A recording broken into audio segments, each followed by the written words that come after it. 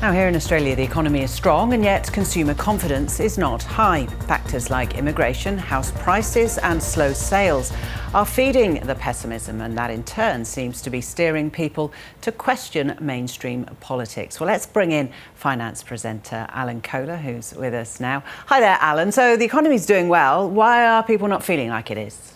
Well, I think it's because house prices are up so much, and that's resulted in massive amounts of debt.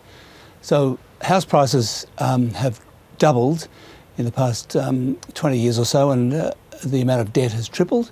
And then what we had was a long period of very low interest rates, particularly in the pandemic, obviously, when the cash rate was 0.1%. The Reserve Bank said that the cash rate would stay at 0.1% for 3 years, which turned out to be not the case. Then there were 13 rate hikes in a row, and suddenly everyone was crushed with a massive amount of interest payments, mortgage repayments.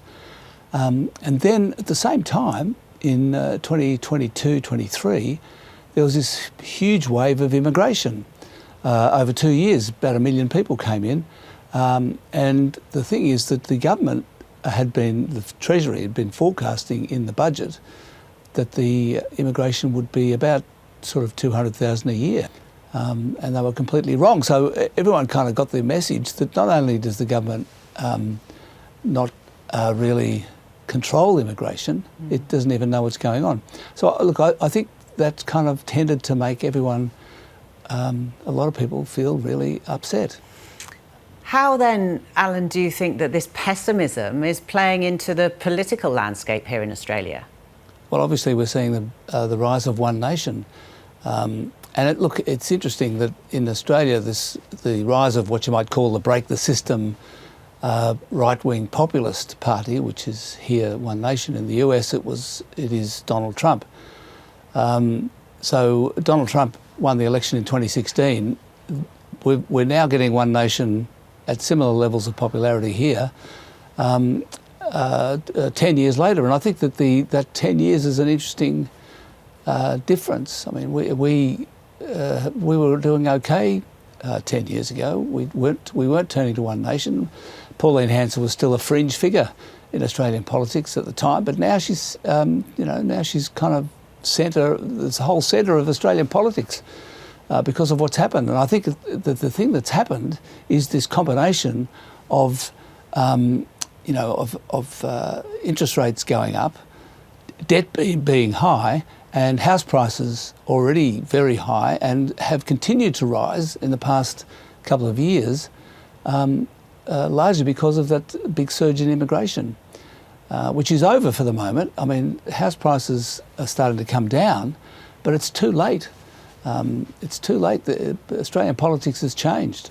Yes, it's interesting, Alan. Yes, Australian politics has changed, but I wonder how much of a shift within the economy, with the pessimism, maybe if people feel better about their own situations, and then that feeds on. I mean, what sort of cycle are we looking at there? Is it over a decade, or does it happen over one election cycle?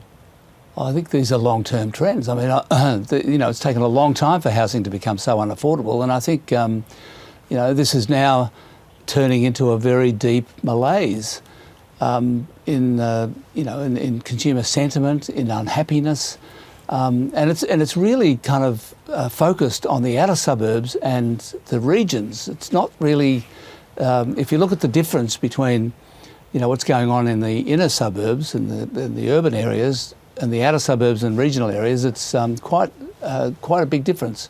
And I think that we're seeing a sort of a division of Australia, both economically and politically, between those two areas, and a kind of the whole thing sits quite uncomfortably with the Australian sort of national myth, as it were, that we're a country where everyone's having a fair go, and we're a country of equality, and that isn't the case anymore.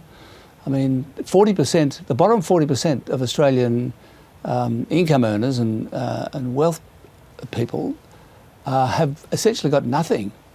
I mean, they're in net terms, the bottom 40% are zero, and the top 1% have got a far greater share of the national wealth than they had 20 years ago. Really interesting, Alan. Thanks very much for talking us through that. Alan Kohler there. You'll want to look at the article he's written on the website as well. It's The Economy is Strong, Yet Consumer Sentiment is Rock Bottom on the ABC News website.